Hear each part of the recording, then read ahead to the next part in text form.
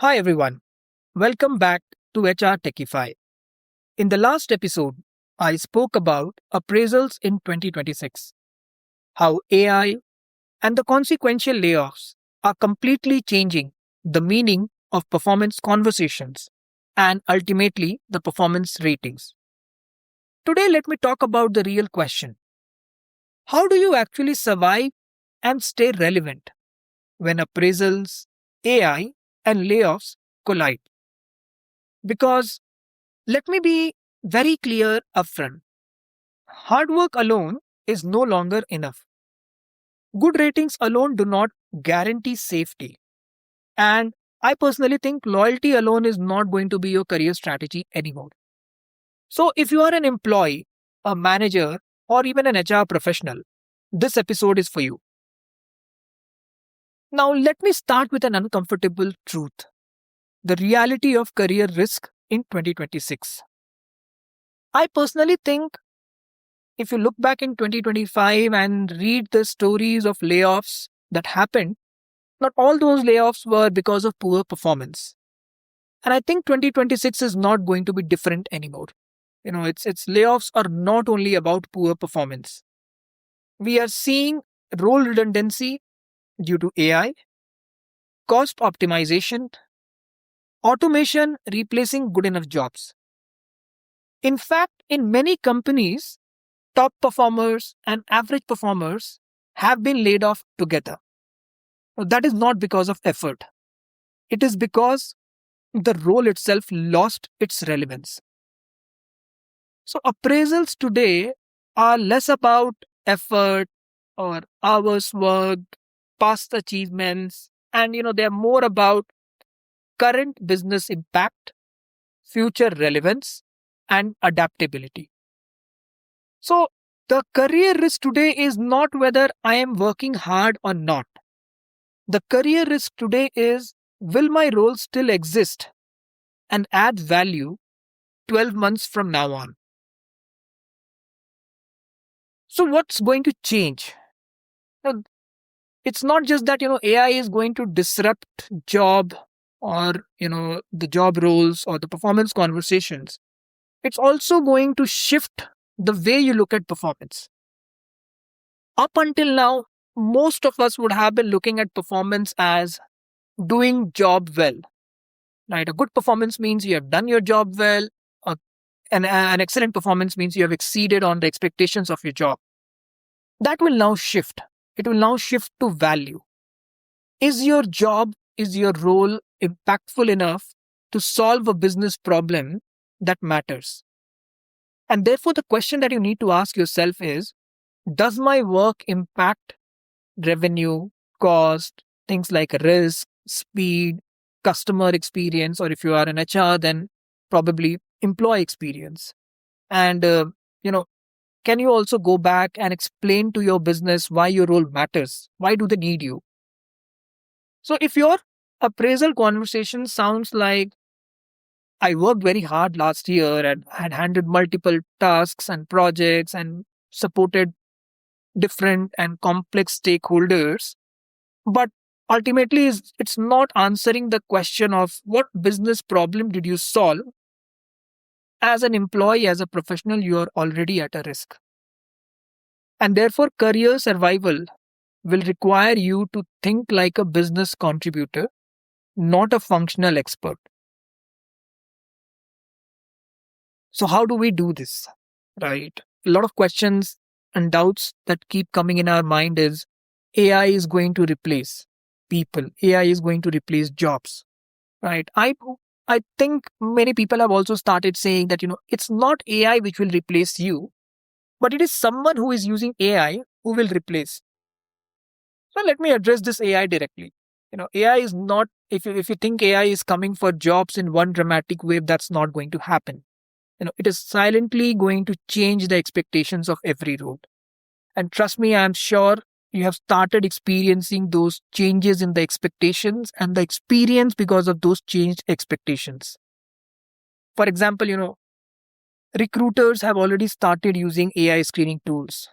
People business partners have started using people analytics much more strongly and aggressively. employees have started using agentic AIs, agents, chat GPTs, co-pilots, licensed and enterprise versions, which is allowed. In fact, organizations have started developing their own GPTs, right, to support employees in getting the tasks done. And therefore, what you will realize from all of this is that it's not AI which is going to replace humans, but it will be humans ultimately who refuse to adapt to AI who will be replaced. And therefore, your career survival will mean using AI as a productivity multiplier. You also need to understand where AI adds value in your role. So, how is AI your companion? How can you make AI your ally and you start working with them? Get complemented with the help and the value that it brings to the table. And most important, you also need to know what cannot be automated. Now, I leave it to your best of your judgments to decide what do you think cannot be automated, and therefore your human judgment and your human ethics will still play a bigger role in taking the decision. So ultimately, it will all boil down to how well you can work with AI and not against it. And that is something which is going to help you understand how you can leverage AI, right? Another interesting thing which you will start seeing changing in 2026 will be strategic presence will start mattering more. So for all those invisible performers, it's time for you to wake up. It's because, invisible performers are the easiest to let go. Now, this does not mean self promotion or noise. What I'm trying to tell is it means making outcomes visible. You need to start connecting your work to business goals, and you need to speak the language of leadership, not just execution. Because in uncertain times, leaders protect clear value creators, not just silent contributors.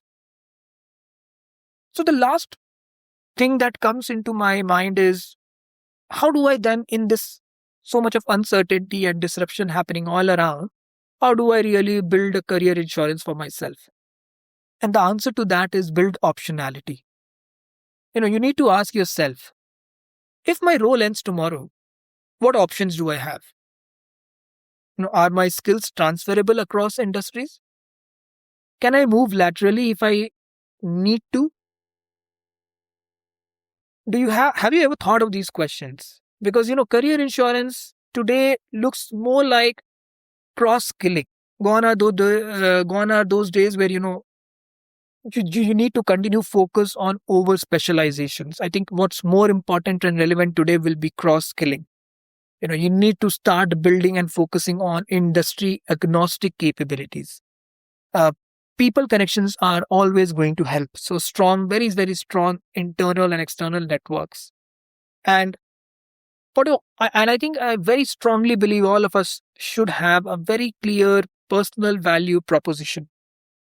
Because your ultimate goal should not be job security. Your goal should be employability security. And if you are a manager or an HR professional, all of this will matter even more. Because career survival is not only about individuals, it's also about how organizations are handling uncertainty. Right. And therefore, it will be important for people managers, it will be important for HR professionals to encourage honest conversations and not, focus on optimistic promises.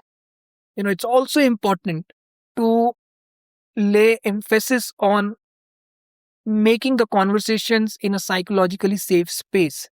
So psychological safety will matter more than motivational talks.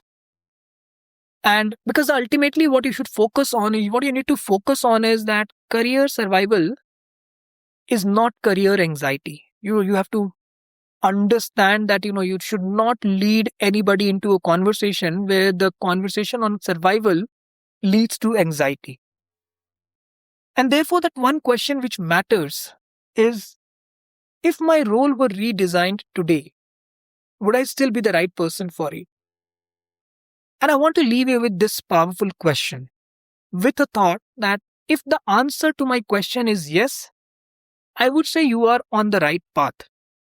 If the answer to my question is you're not sure, I would say you I would say to you that now is the time for you to act.